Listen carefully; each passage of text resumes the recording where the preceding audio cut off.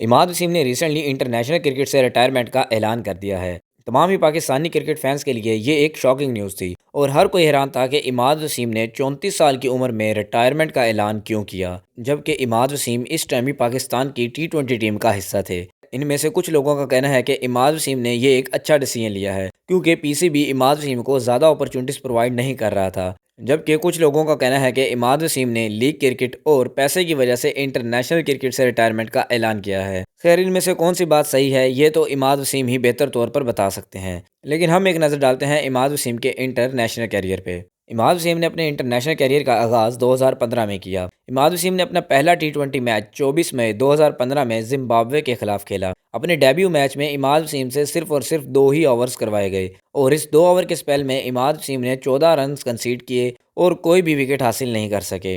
जबकि बैटिंग में भी इमाद वसीम 5 बॉल पर 4 रन ही बना सके।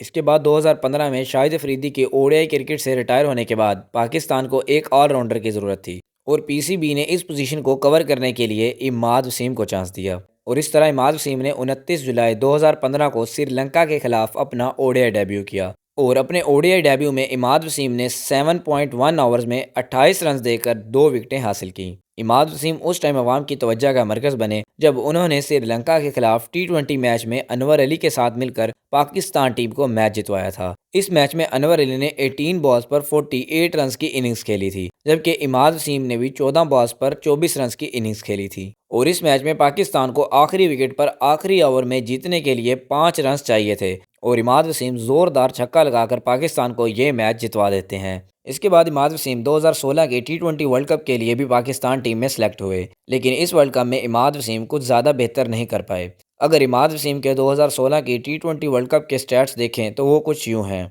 इमाद वसीम ने 3 मैचेस में 70 रन देकर 3 विकेटें हासिल की और उनकी बॉलिंग एवरेज थी 23.33 की और बैटिंग में इमाद वसीम कोई भी रन नहीं बना सके। इसके बाद इमाद वसीम पाकिस्तान के लिए 2017 में आईसीसी चैंपियंस ट्रॉफी के लिए भी सिलेक्ट हुए। अगर हम इमाद वसीम के चैंपियंस ट्रॉफी के स्टैट्स देखें तो वो कुछ यूँ हैं। इमाद वसीम ने 5 मैचेस में 138 रन देकर 2 विकेटें हासिल की और उनकी बॉलिंग एवरेज थी 69 की। अगर हम इमाद वसीम की बैटिंग की बात करें तो इमाद वसीम ने 3 इनिंग्स में सिर्फ और सिर्फ 29 रन बनाए और उनकी बैटिंग एवरेज थी 14.50 की। लेकिन इस चैंपियंस ट्रॉफी में इमाद वसीम ने एक एजाज़ भी अपने नाम किया। इमाद वसीम दुनिया के वो पहले बॉलर बने जिसने एबी डिविलियर को गोल्डन डक पर आउट किया और इमाद वसीम पाकिस्तान की 2017 की चैंपियन टीम का हिस्सा भी बने।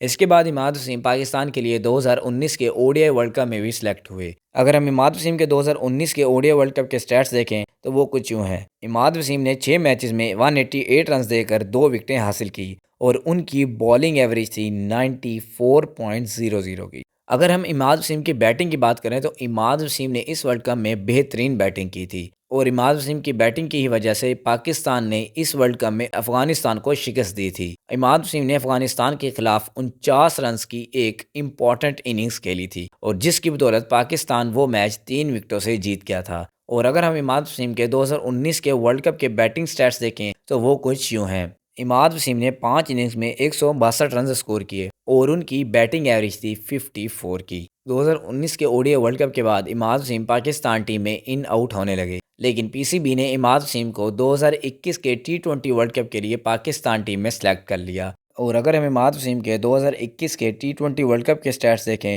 तो इमाद वसीम ने 6 मैचेस में 114 रन देकर 4 विकेटें हासिल की और उनकी बॉलिंग एवरेज थी 28.50 की। और अगर हम इमाद वसीम की बैटिंग की बात करें तो इमाद वसीम ने इस वर्ल्ड कप में सिर्फ और सिर्फ 11 ही रन बनाए थे, लेकिन 2021 के T20 वर्ल्ड कप के बाद इमाद वसीम को टीम से बाहर निकाल दिया गया और इमाद वसीम को 2022 के T20 वर्ल्ड कप से भी बाहर कर दिया गया। लेकिन इसके बावजूद भी इमाद वसीम ने हिम्मत नहीं हारी और उन्होंने पीएसएल में परफॉर्म किया और पीएसएल में परफॉर्म करने के बाद पीसीबी ने इमाद वसीम को अफगानिस्तान की सीरीज़ के लिए सिलेक्ट किया और इमाद वसीम ने अफगानिस्तान के खिलाफ भी परफॉर्म किया। इसके बाद इमाद वसीम को न्यूजीलैंड के साथ खेली गई 5 मैचेस की T20 सीरीज़ में भी मौका दिया गया और इस सीरीज़ में इमाद वसीम ने 5 के 5 मैचेस खेले थे। उसके बाद से अब तक पाकिस्तान टीम ने कोई भी सीरीज़ नहीं खेली। लेकिन अगर हम इमाद वसीम के ओवरऑल टी20 कैरियर पर नज़र डालें तो उनके टी20 के स्टैट्स कुछ यूँ हैं। इमाद वसीम ने 66 मैचेस में 486 रन स्कोर किए और उनकी बैटिंग एवरेज थी 15.18 की और उनका स्ट्राइक रेट था 131.70 का।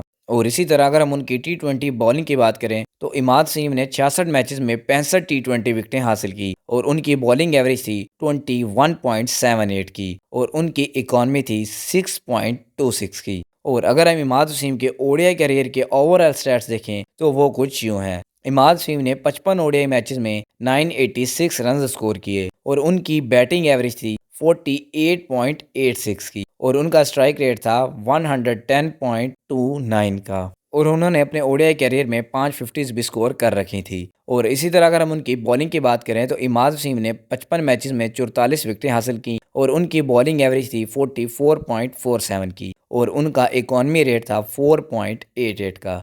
इमाद वसीम पाकिस्तान के वो वाहिद ऐसे प्लेयर हैं जिनकी बैटिंग एवरेज 40 प्लस और स्ट्राइक रेट 100 प्लस का था। इसके अलावा किसी भी पाकिस्तानी बैट्समैन का एक साथ 40 की एवरेज और 100 प्लस का स्ट्राइक रेट नहीं था। लेकिन इसके बावजूद भी इमाद वसीम को ओडीआई क्रिकेट में ज़्यादा मौके नहीं दिए गए। इसके अलावा इमाद वसीम ने पाकिस्तान के लिए ओडीआई में कप्तानी भी की। इमाद वसीम ने पाकिस्तान के लिए 3 मैचेस में कप्तानी की लेकिन वो अनफॉर्चुनेटली एक भी मैच नहीं जीत सके। इसके अलावा इमाद वसीम पाकिस्तान के लिए आईसीसी टी20 बॉलिंग रैंकिंग में नंबर 1 पोजीशन पर भी रह चुके हैं। लेकिन अब इमाद वसीम ने इंटरनेशनल क्रिकेट से रिटायरमेंट का ऐलान कर दिया है। आपको क्या लगता है कि इमाद वसीम का रिटायरमेंट का डिसीजन सही है या फिर नहीं? आप अपनी राय कमेंट सेक्शन में दे सकते हैं। अभी के लिए सिर्फ इतना ही। अगर आपको ये वीडियो अच्छी लगी है तो इस वीडियो को लाइक करें, कमेंट करें और ज़्यादा से ज़्यादा शेयर करें और हमारे चैनल को सब्सक्राइब कर लें ताकि आपको मज़ीद ऐसी वीडियोस मिलती रहें।